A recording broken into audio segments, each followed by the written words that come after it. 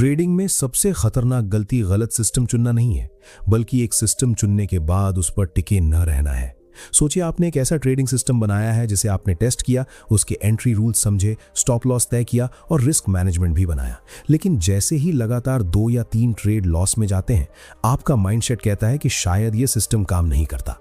आप सिस्टम बदल देते हैं, नई स्ट्रैटेजी खोजते हैं, नया इंडिकेटर जोड़ते हैं और फिर वही कहानी दोबारा शुरू हो जाती है।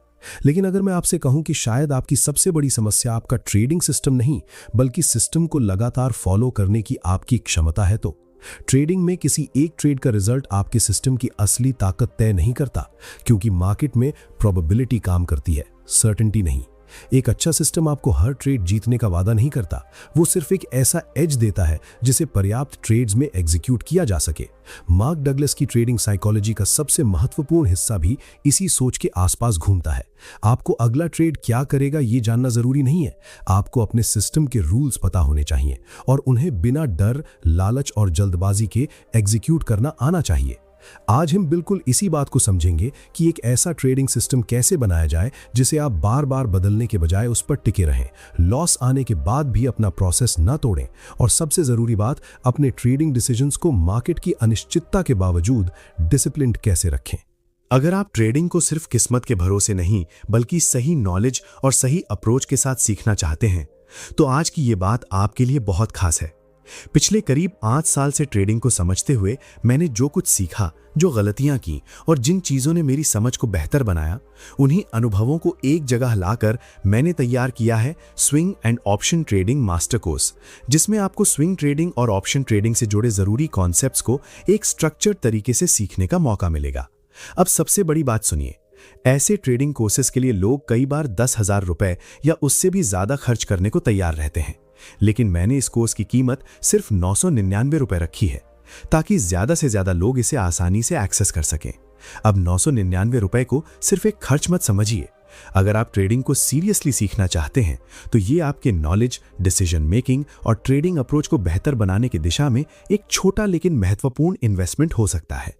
और मैंने आपके लर्निंग को और आसान बनाने के लिए एक ट्रेडिंग ई बुक भी तैयार की है, जिसकी कीमत सिर्फ 499 रुपए है। मेरी सलाह है कि कोर्स के साथ ई बुक भी जरूर लें, क्योंकि वीडियो से सीखने के बाद उसी नॉलेज को ई बुक से दोबारा पढ़ना और रिवाइज करना आपकी लर्निंग को और मजबूत कर सकता है। मैंने इस कोर्स को सिर्फ बेचने के लिए नहीं, बल्कि अपने 5 साल के अनुभव को एक ऐसी जगह रखने के लिए बनाया है जहां एक बिगिनर भी स्टेप बाय स्टेप सीखने की शुरुआत कर सके। अगर आप ट्रेडिंग को लेकर सच में सीरियस हैं, तो नीचे दिए गए लिंक पर जाकर swing and option trading master course और ई बुक की पूरी डिटेल्स देखिए। 999 रुपए का ये डिसीजन आपके लिए सिर्फ आज का खर्च नहीं, बल्कि ट्रेडिंग सीखने की दिशा में उठाया गया एक सही कदम हो सकता है।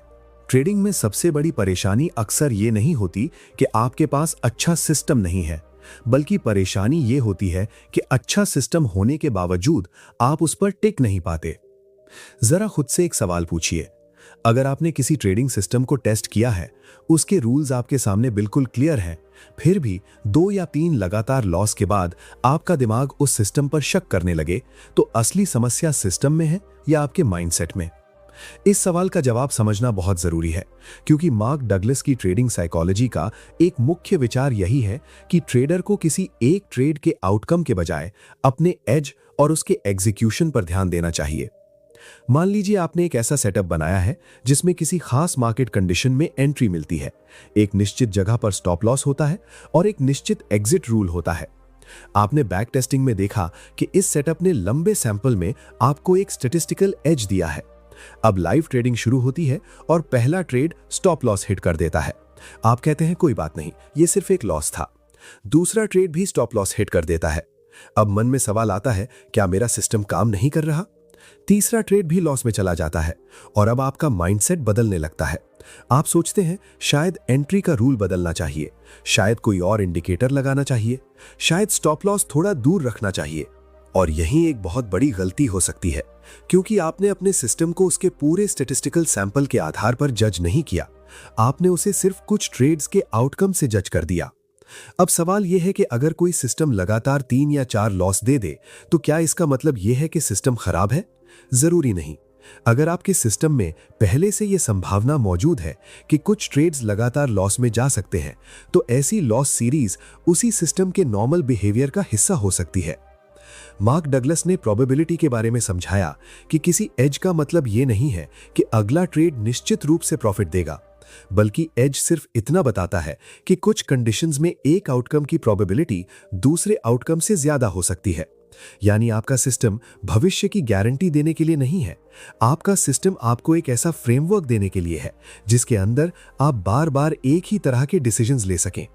अब यहां एक और सवाल आता है, अगर हमें यह पता ही नहीं कि अगला ट्रेड प्रॉफिट देगा या लॉस, तो फिर ट्रेडिंग में कॉन्फिडेंस आएगा कहां से?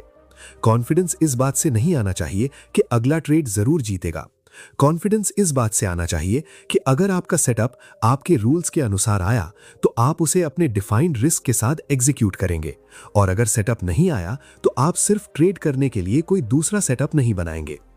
यही फर्क प्रेडिक्शन और प्रोसेस के बीच है। एक ट्रेडर मार्केट को प्रिडिक्ट करने की कोशिश करता है, जबकि डिसिप्लिन ट्रेडर अपने सिस्टम को एग्जीक्यूट करने पर ध्यान देता है। अब एक और स्थिति देखिए, आपके सिस्टम ने बाय का सिग्नल दिया, लेकिन पिछले 2 ट्रेड्स लॉस में जा चुके हैं। आपका दिमाग कहता है इस बार भी लॉस हो सकता है, इसलिए ट्रेड छोड़ देते हैं। कुछ समय बाद वही ट्रेड आपके टारगेट तक चला जाता है। अब आपको लगता है कि सिस्टम ने पैसा कमाने का मौका दिया था, लेकिन आपने डर की वजह से उसे एग्जीक्यूट नहीं किया। अगली बार वही सिस्टम सिग्नल देता है और इस बार आप ट्रेड ले लेते हैं, लेकिन ये ट्रेड स्टॉप लॉस हिट कर देता है। अब आपका दिमाग कहता है, देखा, मैंने पहले ट्रेड में सही किया था, ये सिस्टम ही खराब है। लेकिन असली समस्या ये है कि आपने अपने सिस्टम को एक कंप्लीट सीरीज की तरह देखना ही शुरू नहीं किया। आप हर ट्रेड को अलग अलग इमोशन के साथ जज कर रहे हैं। यही वजह है कि एक रूल बेस्ड ट्रेडिंग सिस्टम तभी काम का बनता है जब उसके रूल्स इतने क्लियर हों कि आपको हर बार अपने इमोशन के आधार पर नया डिसीजन ना लेना पड़े। आपको पहले से पता होना चाहिए कि एंट्री कब है, रिस्क कितना है, स्टॉप लॉस कहां है और किस कंडीशन में एग्जिट करना है। फिर मार्केट आपके पक्ष में जाए या आपके खिलाफ, आपका काम सिर्फ अपने रूल्स को एग्जीक्यूट करना है। लेकिन इसका मतलब ये बिल्कुल नहीं है कि किसी भी सिस्टम को आंख बंद करके फॉलो करते रहना चाहिए। अगर सिस्टम को प्रॉपर्ली टेस्ट ही नहीं किया गया है, उसका एज समझ में नहीं आता, रिस्क बहुत ज्यादा है या उसके रूल्स क्लियर नहीं है, तो सिर्फ डिसिप्लिन के नाम पर उसे फॉलो करना सही अप्रोच नहीं होगा। पहले सिस्टम को टेस्ट करना जरूरी है, फिर उसका बिहेवियर समझना जरूरी है और उसके बाद उसे पर्याप्त ट्रेड्स में एग्जीक्यूट करना जरूरी है। यही वो जगह है जहां एक ट्रेडर को खुद से एक बहुत ईमानदार सवाल पूछना चाहिए, क्या मैं अपने सिस्टम को इसलिए बदल रहा हूं क्योंकि डेटा ने बताया है कि इसमें समस्या है, या इसलिए बदल रहा हूं क्योंकि मुझे कुछ लॉस पसंद नहीं आ रहे? अगर जवाब दूसरा है, तो शायद आपको नया सिस्टम नहीं बल्कि अपनी ट्रेडिंग प्रोसेस पर काम करने की जरूरत है, क्योंकि मार्केट में आपका कंट्रोल अगली कैंडल पर नहीं है, अगले ट्रेड के रिजल्ट पर नहीं है और किसी निश्चित प्रॉफिट पर भी नहीं है। आपके कंट्रोल में जो चीज है वो है आपका रिस्क, आपका डिसीजन और आपके सिस्टम का एग्जीक्यूशन। और जब आप इस अंतर को समझना शुरू करते हैं, तब ट्रेडिंग धीरे धीरे हर ट्रेड में सही साबित होने की कोशिश से निकलकर एक स्ट्रक्चर्ड प्रोसेस बनना शुरू होती है। यही वो फाउंडेशन है जिस पर एक ऐसा ट्रेडिंग सिस्टम बनाया जाता है जिसे सिर्फ बनाया नहीं जाता, बल्कि लंबे समय तक डिसिप्लिन के साथ फॉलो भी किया जाता है। अब यहां से ट्रेडिंग की सबसे जरूरी समझ शुरू होती है, क्योंकि अगर आपको अपने सिस्टम पे टिके रहना है तो सबसे पहले आपको यह स्वीकार करना होगा कि मार्केट में किसी भी ट्रेड का आउटकम पहले से निश्चित नहीं होता। यही वो बात है जिसे समझे बिना ट्रेडर बार बार अपने सिस्टम पे शक करता है, और यही वजह है कि मार्क डगलस ने प्रोबेबिलिटी को ट्रेडिंग साइकोलॉजी का इतना महत्वपूर्ण हिस्सा माना। उनकी ट्रेडिंग इन द जोन की मूल सोच में 5 फंडामेंटल ट्रूथ्स बताए गए हैं, जिनमें यह बात शामिल है कि कुछ भी हो सकता है, आपको अगला मूव जानना जरूरी नहीं है, विन्स और लॉसेस एक रैंडम डिस्ट्रीब्यूशन में आ सकते हैं, एज सिर्फ हायर प्रोबेबिलिटी देता है और मार्केट का हर मोमेंट यूनिक होता है। अब सवाल यह है कि जब हमें अगला ट्रेड क्या करेगा यह पता ही नहीं हो सकता, तो फिर ट्रेडिंग सिस्टम बनाने का फायदा क्या है? इसका जवाब बहुत सीधा है। सिस्टम का काम भविष्य की गारंटी देना नहीं है। सिस्टम का काम आपको एक ऐसा डिफाइंड प्रोसेस देना है जिसके जरिए आप एक ही तरह के सेटअप को बार बार एक जैसे रूल्स के साथ एग्जीक्यूट कर सकें। मान लीजिए आपके पास ऐसा सेटअप है जिसे आपने हिस्टोरिकल डेटा में पर्याप्त ट्रेड्स पर टेस्ट किया है और आपको पता चला कि इस सेटअप में एक डिफाइंड एज मौजूद है।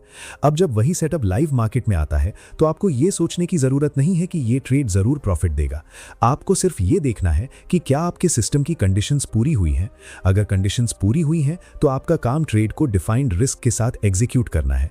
अगर कंडीशंस पूरी नहीं हुई हैं तो आपको ट्रेड नहीं लेना है। सुनने में ये बहुत आसान लगता है, लेकिन असली समस्या यहीं से शुरू होती है। क्योंकि जब रियल मनी लगा होता है तो आपका माइंड सिर्फ चार्ट नहीं देखता, वो अपने पिछले रिजल्ट्स भी याद रखता है। अगर पिछले 2 ट्रेड्स लॉस में गए हैं तो अगला सेटअप आते ही दिमाग कह सकता है पिछली बार भी यही सेटअप फेल हुआ था, इस बार भी शायद लॉस हो जाएगा। लेकिन क्या पिछला ट्रेड आपके अगले ट्रेड का आउटकम तय कर सकता है? नहीं। अगर आपका सेटअप वही है और आपके रूल्स के अनुसार कंडीशंस पूरी हैं, तो पिछले ट्रेड का रिजल्ट इस ट्रेड की प्रोबेबिलिटी को आपकी इच्छा के अनुसार बदल नहीं देता। यही प्रोबेबिलिटी माइंडसेट है। अब दूसरा सवाल उठता है, अगर पिछला ट्रेड अगला ट्रेड तय नहीं करता तो लगातार 3 या 4 लॉस होने पर क्या करना चाहिए? यहां आपको अपने सिस्टम की हिस्टोरिकल परफॉर्मेंस देखनी होगी। अगर बैक टेस्टिंग या पर्याप्त लाइव सैंपल में आपने देखा है कि आपके सिस्टम में कभी-कभी लगातार कई लॉस आ सकते हैं, तो ऐसी लॉस सीरीज अपने आप में ये साबित नहीं करती कि सिस्टम खराब है। इसका मतलब सिर्फ इतना हो सकता है कि उस समय आपके सिस्टम के एक्सपेक्टेड डिस्ट्रीब्यूशन में लॉसेस की एक सीरीज आई है। लेकिन यहां एक बहुत जरूरी सावधानी भी है। इसका मतलब ये बिल्कुल नहीं है कि हर लॉसिंग सिस्टम को सिर्फ ये कहकर फॉलो करते रहना चाहिए कि ये प्रोबेबिलिटी है। अगर डेटा लगातार दिखा रहा है कि आपका सिस्टम काम नहीं कर रहा, उसका एज कमजोर हो चुका है या मार्केट कंडीशंस बदलने के कारण उसका बिहेवियर बदल गया है, तो आपको ऑब्जेक्टिव तरीके से उसकी रिव्यू करनी चाहिए। फर्क सिर्फ इतना है कि रिव्यू डेटा के आधार पर होनी चाहिए, डर के आधार पर नहीं। यही बात आपको सिस्टम पर टिके रहने में मदद करेगी। आप हर लॉस के बाद सिस्टम को बदलेंगे नहीं, लेकिन आप अपने सिस्टम को ब्लाइंडली भी फॉलो नहीं करेंगे। आप पहले टेस्ट करेंगे, फिर डिफाइंड रूल्स बनाएंगे, फिर पर्याप्त सैंपल में उसका बिहेवियर देखेंगे और उसके बाद उस प्रोसेस को डिसिप्लिन के साथ एग्जीक्यूट करेंगे। अब एक और सवाल सोचिए, क्या कोई ऐसा ट्रेडर हो सकता है जो अपने सिस्टम को फॉलो करते हुए लगातार कुछ ट्रेड्स में लॉस करे और फिर भी सही डिसीजन ले रहा हो? बिल्कुल हो सकता है, क्योंकि सही डिसीजन और प्रॉफिटेबल आउटकम हमेशा एक ही चीज नहीं होते। उदाहरण के लिए, आपके सिस्टम में एक सेटअप आया, आपने एंट्री ली, पहले से तय स्टॉप लॉस लगाया और मार्केट ने स्टॉप लॉस हिट कर दिया। अगर आपने अपने सभी रूल्स फॉलो किए थे तो ये ट्रेड लॉसिंग जरूर था, लेकिन आपका डिसीजन गलत साबित नहीं होता। आपका डिसीजन उस समय उपलब्ध जानकारी और आपके सिस्टम के रूल्स के अनुसार था। यही बात उल्टी दिशा में भी समझिए। अगर आपने अपने रूल्स तोड़े, बिना सेटअप के ट्रेड लिया और अचानक मार्केट आपके पक्ष में चला गया, तो आपको प्रॉफिट जरूर हुआ, लेकिन इसका मतलब ये नहीं कि आपका डिसीजन सही था। अगर आप इस फर्क को नहीं समझेंगे तो आपका दिमाग गलत बिहेवियर को रिवॉर्ड करने लगेगा। आप सोचेंगे कि रूल तोड़कर भी पैसा बना सकते हैं और धीरे धीरे आपका सिस्टम कमजोर पड़ जाएगा। इसलिए एक प्रोफेशनल ट्रेडिंग माइंडसेट में सिर्फ ये सवाल नहीं होता कि ट्रेड प्रॉफिट में गया या लॉस में। एक और ज्यादा महत्वपूर्ण सवाल होता है, क्या मैंने अपने सिस्टम को सही तरीके से एग्जीक्यूट किया? यही सवाल आपको हर ट्रेड के बाद पूछना चाहिए। अब इसे और गहराई से समझिए। जब आप कहते हैं कि मुझे अगला ट्रेड जीतना ही है, तब आपने अपने दिमाग पर एक ऐसी एक्सपेक्टेशन डाल दी है जिसे मार्केट पूरा करने के लिए बाध्य नहीं है। लेकिन अगर आप कहते हैं कि मुझे नहीं पता अगला ट्रेड क्या करेगा, मुझे सिर्फ इतना पता है कि अगर मेरा सेटअप आया तो मैं अपना डिफाइंड रिस्क लेकर उसे एग्जीक्यूट करूंगा, तो आपका माइंड मार्केट के आउटकम से कम और प्रोसेस से ज्यादा जुड़ जाता है। यही बदलाव आपके ट्रेडिंग बिहेवियर को बदल सकता है। मार्क डगलस की प्रोबेबिलिटी आधारित सोच का यही महत्वपूर्ण हिस्सा है कि ट्रेडर को हर इंडिविजुअल ट्रेड को एक निश्चित रिजल्ट की तरह नहीं, बल्कि ट्रेड्स की एक सीरीज का हिस्सा समझना चाहिए। अब जरा अपने सिस्टम के बारे में सोचिए। अगर आप अपने सिस्टम की हर एंट्री पर यह एक्सपेक्ट करते हैं कि प्राइस आपकी डायरेक्शन में ही जाएगा, तो आप सिस्टम को समझ नहीं रहे, आप उससे सर्टेनिटी मांग रहे हैं। लेकिन अगर आप जानते हैं कि आपका सिस्टम सिर्फ एक एज देता है और हर इंडिविजुअल ट्रेड का रिजल्ट अनसर्टेन है, तो आप लॉस को अपने ईगो के खिलाफ पर्सनल फेलियर की तरह देखना कम कर सकते हैं। फिर आपका स्टॉप लॉस दुश्मन नहीं रहता, वो आपके पहले से तय रिस्क का हिस्सा बन जाता है। आपका नो ट्रेड डिसीजन कमजोरी नहीं रहता, बल्कि आपके सिस्टम का हिस्सा बन जाता है। और सबसे महत्वपूर्ण बात, आप हर छोटी मार्केट मूवमेंट को देखकर अपने रूल्स बदलने की जरूरत महसूस नहीं करते। इसलिए जब आप अपना ट्रेडिंग सिस्टम बनाएं, तो सिर्फ ये मत लिखिए कि एंट्री कहां होगी। अपने सिस्टम में यह भी तय कीजिए कि किन कंडीशंस में ट्रेड नहीं लेना है, कितना रिस्क स्वीकार करना है, स्टॉप लॉस कब नहीं बदलना है और किस कंडीशन में आपका सेटअप इनवैलिड माना जाएगा। क्योंकि जितना क्लियर आपका सिस्टम होगा, उतना कम आपको लाइव मार्केट में इमोशन के आधार पर डिसीजन लेना पड़ेगा। और अंत में इस पूरी बात को एक वाक्य में समझिए, आपको मार्केट का अगला कदम जानने की जरूरत नहीं है, आपको सिर्फ अपने सिस्टम का अगला कदम पता होना चाहिए। अगर आपका एज वैलिड है, रिस्क डिफाइंड है और रूल्स क्लियर हैं, तो आपका काम प्रिडिक्शन करना नहीं, एग्जीक्यूशन करना है। यही सोच धीरे धीरे आपको हर ट्रेड में सही होने की कोशिश से निकालकर प्रोबेबिलिटी के आधार पर लगातार एक जैसा काम करने की तरफ ले जाती है और यहीं से अपने ट्रेडिंग सिस्टम पर टिके रहने की असली शुरुआत होती है। अब जब ये समझ आ गया है कि ट्रेडिंग में किसी एक ट्रेड का रिजल्ट आपके पूरे सिस्टम को सही या गलत साबित नहीं करता, तो अगला सवाल है, आखिर ऐसा ट्रेडिंग सिस्टम बनाया कैसे जाए जिसे आप लंबे समय तक बिना बार बार बदलते हुए फॉलो कर सकें। सबसे पहले एक बात समझिए, ट्रेडिंग सिस्टम का मतलब सिर्फ कोई इंडिकेटर या बाय और सेल सिग्नल नहीं है। एक कंप्लीट सिस्टम वो है जो आपको यह स्पष्ट बताए कि कब ट्रेड करना है, कब ट्रेड नहीं करना है, कितना रिस्क लेना है, कहां एग्जिट करना है और किन कंडीशंस में आपका पूरा सेटअप इनवैलिड माना जाएगा। अब खुद से सवाल कीजिए, अगर आपके पास एंट्री का रूल तो है लेकिन स्टॉप लॉस का कोई निश्चित रूल नहीं है, तो क्या आपके पास वास्तव में कंप्लीट ट्रेडिंग सिस्टम है? नहीं, क्योंकि सिर्फ ये जानना कि कब एंट्री लेनी है पर्याप्त नहीं है। आपको ये भी पता होना चाहिए कि अगर मार्केट आपके अनुमान के विपरीत चला गया तो आप किस पॉइंट पर बिना किसी होप या इमोशन के बाहर निकलेंगे। इसीलिए एक मजबूत सिस्टम की शुरुआत प्रेडिक्शन से नहीं बल्कि रूल से होती है। मान लीजिए आप स्विंग ट्रेडिंग के लिए सिस्टम बना रहे हैं। आपने तय किया कि केवल उस समय ट्रेड लिया जाएगा जब मार्केट आपकी निर्धारित ट्रेंड कंडीशन में हो, प्राइस आपके डिफाइंड सेटअप पर आए और आपका कंफर्मेशन रूल भी पूरा हो। अब यहां एक बहुत महत्वपूर्ण सवाल आता है, अगर सेटअप का सिर्फ एक हिस्सा पूरा हुआ है लेकिन बाकी कंडीशंस पूरी नहीं हुई, तो क्या आपको ट्रेड लेना चाहिए? नहीं।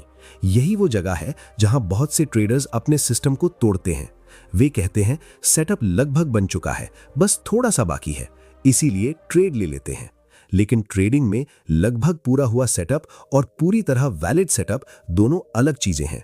अगर आपने अपने सिस्टम में 3 कंडीशंस रखी हैं और तीनों कंडीशंस का पूरा होना जरूरी है, तो सिर्फ 2 कंडीशंस देखकर ट्रेड लेना आपके सिस्टम को फॉलो करना नहीं है। आप अपने सिस्टम के रूल्स के साथ बार्गेनिंग कर रहे हैं। इसीलिए पहला काम है अपने सेटअप को इतना क्लियर बनाना कि लाइव मार्केट में आपके पास बहाने बनाने की जगह ही ना बचे। अब एंट्री के बाद सबसे महत्वपूर्ण हिस्सा आता है रिस्क मैनेजमेंट। यहां सवाल है, एक ट्रेड में कितना रिस्क लेना चाहिए?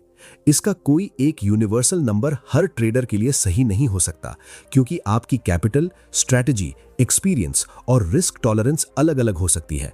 लेकिन एक बेसिक प्रिंसिपल बहुत जरूरी है, किसी एक ट्रेड का रिस्क इतना बड़ा नहीं होना चाहिए कि एक लॉस आपके पूरे ट्रेडिंग कैपिटल या आपके अगले डिसीजन को इमोशनली प्रभावित करने लगे। क्योंकि अगर एक ट्रेड में इतना बड़ा रिस्क ले लिया कि लॉस होते ही आपको अगला ट्रेड किसी भी कीमत पर जीतना जरूरी लगने लगा, तो आपका सिस्टम धीरे धीरे टूटने लगेगा। मान लीजिए आपने पहले से तय किया है कि हर ट्रेड में आपका मैक्सिमम रिस्क आपकी कैपिटल का एक छोटा और डिफाइंड हिस्सा रहेगा। अब ट्रेड लॉस में चला गया, आपको नुकसान हुआ, लेकिन आपका कैपिटल इतना प्रभावित नहीं हुआ कि आप अगले ट्रेड में रिवेंज ट्रेडिंग करने लगे। यही रिस्क मैनेजमेंट का असली उद्देश्य है। रिस्क मैनेजमेंट सिर्फ कैपिटल बचाने का तरीका नहीं है, यह आपको अपने सिस्टम को लगातार एग्जीक्यूट करने की मेंटल स्पेस भी देता है। अब बात करते हैं स्टॉप लॉस की। क्या स्टॉप लॉस लगाने के बाद उसे दूर किया जा सकता है? अगर आपके सिस्टम के रूल्स में स्टॉप लॉस को केवल कुछ डिफाइंड कंडीशंस में एडजस्ट करने की अनुमति है, तो आप उन्हीं कंडीशंस के अनुसार उसे बदल सकते हैं। लेकिन अगर आप सिर्फ इसलिए स्टॉप लॉस दूर कर रहे हैं क्योंकि आपको लॉस स्वीकार नहीं हो रहा, तो आप अपने सिस्टम को फॉलो नहीं कर रहे हैं। यही फर्क एक रूल बेस्ड डिसीजन और इमोशनल डिसीजन के बीच होता है। आपका सिस्टम ट्रेड लेने से पहले तय होना चाहिए, ट्रेड के दौरान नहीं।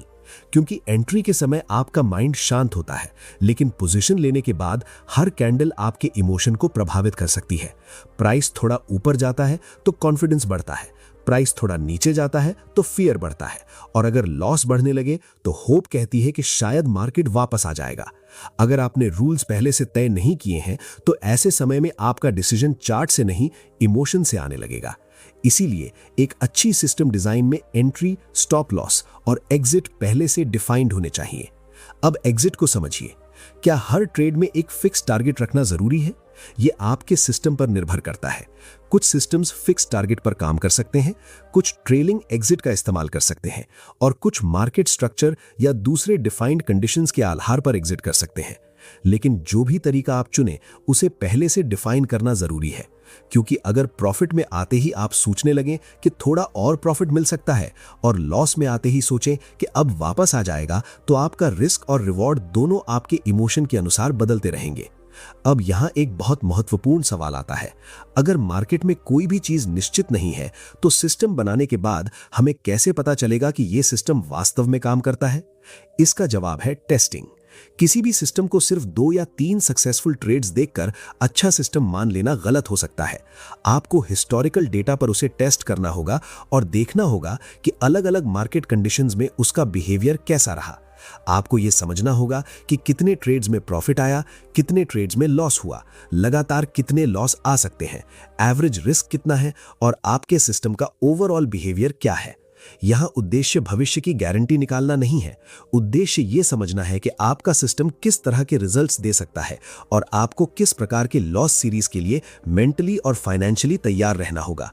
अब मान लीजिए टेस्टिंग के दौरान आपको पता चलता है कि आपके सिस्टम में कई बार लगातार 4 या 5 लॉस भी आ सकते हैं। अगर आपने ये बात पहले से डेटा में देखी है तो लाइव मार्केट में 4 लॉस आने के बाद आपका माइंड तुरंत पैनिक नहीं करेगा। आप कह सकेंगे ये मेरे सिस्टम के संभावित बिहेवियर का हिस्सा है, लेकिन मैं फिर भी अपने रूल्स और करंट मार्केट कंडीशंस को रिव्यू करूंगा। यही टेस्टिंग और ब्लाइंड फेथ के बीच का फर्क है। आप सिस्टम पर अंधा विश्वास नहीं कर रहे, आप डेटा के आधार पर उसके बिहेवियर को समझ रहे हैं। अब सिस्टम बनाने का एक और महत्वपूर्ण हिस्सा है नो ट्रेड रूल। बहुत से ट्रेडर्स सिर्फ ये लिखते हैं कि कब ट्रेड लेना है, लेकिन ये नहीं लिखते कि कब ट्रेड नहीं लेना है। लेकिन कई बार एक अच्छा नो ट्रेड डिसीजन आपके सिस्टम की सबसे महत्वपूर्ण प्रोटेक्शन हो सकता है। अगर आपकी कंडीशंस पूरी नहीं हुई तो ट्रेड नहीं। अगर आपके डिफाइंड रिस्क की सीमा के बाहर पोजीशन बन रही है तो ट्रेड नहीं।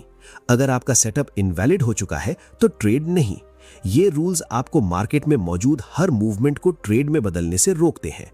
और अब सबसे जरूरी बात, आपका सिस्टम जितना सिंपल और ऑब्जेक्टिव होगा उसे फॉलो करना उतना आसान हो सकता है।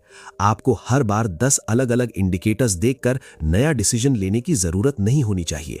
आपको इतना क्लियर होना चाहिए कि चार्ट देखकर आप कह सकें ये मेरा सेटअप है, ये मेरा रिस्क है, ये मेरा स्टॉप लॉस है और ये मेरी एग्जिट कंडीशन है।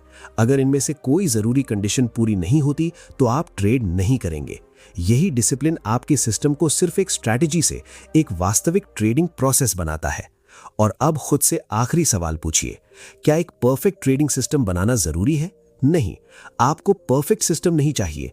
आपको ऐसा सिस्टम चाहिए जिसमें डिफाइंड एज हो, जिसका रिस्क आप मैनेज कर सकें और जिसे आप पर्याप्त ट्रेड्स तक बिना लगातार इमोशन के बदलते हुए एग्जीक्यूट कर सकें। क्योंकि ट्रेडिंग में आपकी असली ताकत ये नहीं है कि आप हर बार मार्केट को सही प्रिडिक्ट कर लें। आपकी ताकत ये है कि मार्केट कुछ भी करे, आपके पास पहले से तय रूल्स हो और आप उन्हीं रूल्स के अनुसार अपना डिसीजन ले सकें। जब आपका सिस्टम क्लियर होता है, रिस्क डिफाइंड होता है और एंट्री से एग्जिट तक प्रोसेस पहले से तय होता है, तब आपके लिए सबसे मुश्किल काम मार्केट को समझना नहीं बल्कि अपने ही रूल्स को ईमानदारी से फॉलो करना रह जाता है। और यही वो जगह है जहां एक साधारण स्ट्रैटेजी धीरे धीरे एक डिसिप्लिन ट्रेडिंग सिस्टम में बदलती है। अब मान लीजिए आपने अपना ट्रेडिंग सिस्टम बना लिया, एंट्री के रूल्स तय कर लिए, स्टॉप लॉस और एग्जिट पहले से डिफाइन कर दिए और रिस्क भी तय कर लिया। लेकिन अब असली परीक्षा शुरू होती है जब आपका सिस्टम लगातार कुछ ट्रेड्स में लॉस देना शुरू करता है। यहीं एक सवाल पैदा होता है, अगर मेरा सिस्टम सही है तो लगातार लॉस क्यों हो रहा है? इसका जवाब समझना बहुत जरूरी है, क्योंकि कोई भी प्रोबेबिलिटी बेस्ड सिस्टम हर ट्रेड में प्रॉफिट देने के लिए नहीं बना होता। अगर आपने अपने सिस्टम को प्रॉपरली टेस्ट किया है और उसके हिस्टोरिकल रिजल्ट्स में कभी-कभी लगातार कई लॉस दिखाई दिए हैं, तो लाइव मार्केट में ऐसी सीरीज आना अपने आप में यह साबित नहीं करता कि आपका सिस्टम खराब है। लेकिन फिर दूसरा सवाल आता है, अगर लगातार 5 या 6 लॉस हो जाएं, तो क्या हमें सिस्टम को बदल देना चाहिए? तुरंत नहीं। सबसे पहले आपको देखना होगा कि आपने अपने रूल्स फॉलो किए या नहीं। अगर आपने हर ट्रेड में वही एंट्री ली, वही रिस्क रखा, वही स्टॉप लॉस फॉलो किया और वही एग्जिट रूल्स लागू किए, तो पहले प्रोसेस को देखिए, सिर्फ रिजल्ट को नहीं। क्योंकि एक सही तरीके से लिया गया ट्रेड भी लॉस में जा सकता है। मान लीजिए आपके सिस्टम ने सेटअप दिया, आपने रूल के अनुसार एंट्री ली, डिफाइंड रिस्क रखा और स्टॉप लॉस हिट हो गया। क्या आपने गलती की? जरूरी नहीं। आपका ट्रेड लॉसिंग था, लेकिन आपका एग्जीक्यूशन सही हो सकता है। अब इसके बिल्कुल उलट एक स्थिति देखिए। आपके सिस्टम ने कोई सेटअप नहीं दिया, लेकिन आपने सिर्फ इसलिए ट्रेड ले लिया क्योंकि आपको लगा कि मार्केट अभी ऊपर जाएगा। ट्रेड प्रॉफिट में चला गया। क्या इसका मतलब आपका डिसीजन सही था?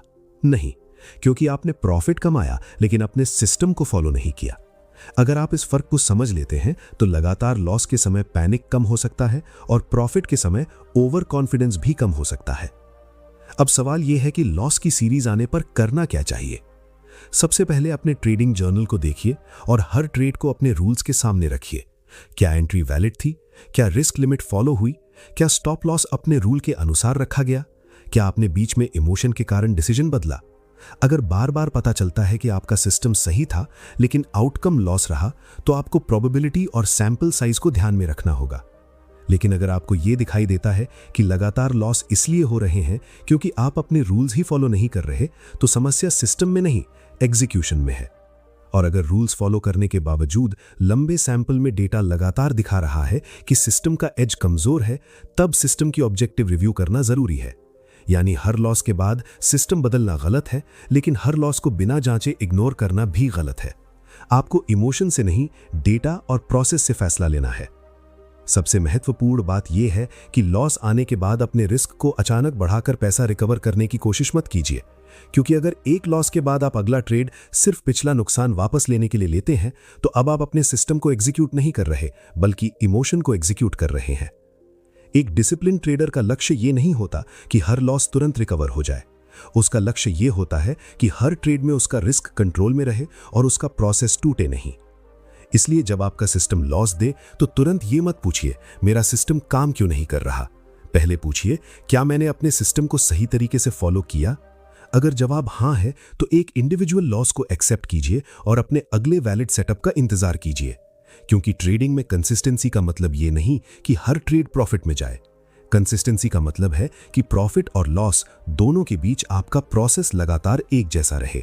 अब सबसे बड़ा सवाल आता है, सिस्टम बना लिया, उसके रूल्स भी समझ लिए, लेकिन जब रियल मार्केट में लगातार प्राइस आपके खिलाफ जाने लगे, तब अपने सिस्टम पर टिके कैसे रहें? यहीं ट्रेडिंग में डिसिप्लिन की असली परीक्षा होती है, क्योंकि चार्ट पर बैठकर रूल्स बनाना आसान है, लेकिन रियल मनी के साथ उन रूल्स को फॉलो करना बिल्कुल अलग बात है।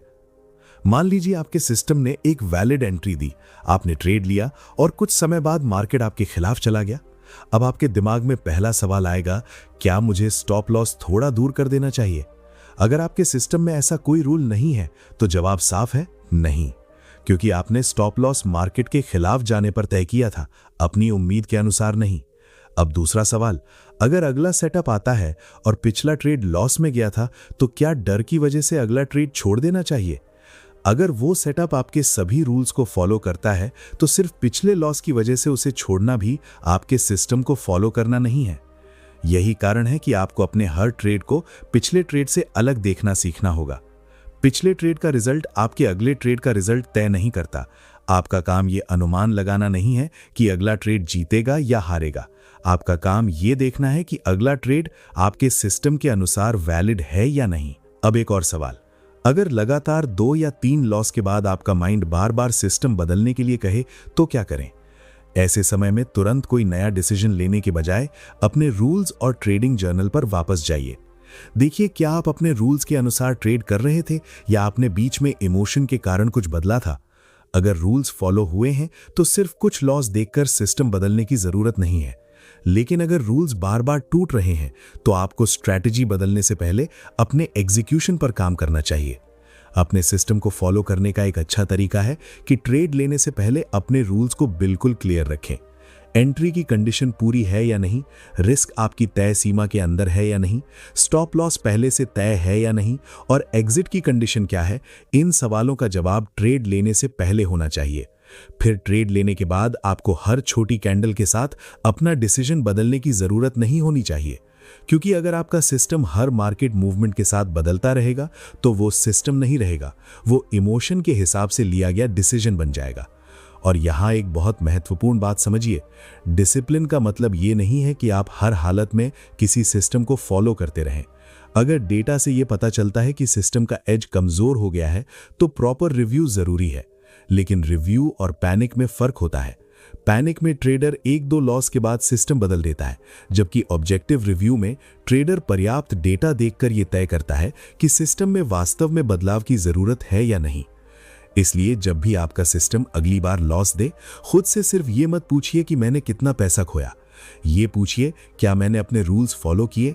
अगर जवाब हाँ है तो आपने अपने प्रोसेस को नहीं खोया, और अगर जवाब नहीं है तो उस ट्रेड का सबसे बड़ा लेसन प्रॉफिट या लॉस नहीं बल्कि आपकी गलती है। क्योंकि लंबे समय में एक डिसिप्लिन ट्रेडर की पहचान ये नहीं होती कि उसका हर ट्रेड सही निकलता है, बल्कि ये होती है कि मार्केट के बदलते आउटकम के बावजूद उसका डिसीजन मेकिंग प्रोसेस बार बार टूटता नहीं है। यही वो आदत है जो आपको एक नई स्ट्रैटेजी खोजने वाले ट्रेडर से एक अपने सिस्टम पर भरोसा करके उसे डिसिप्लिन के साथ एग्जीक्यूट करने वाले ट्रेडर की तरफ ले जाती है।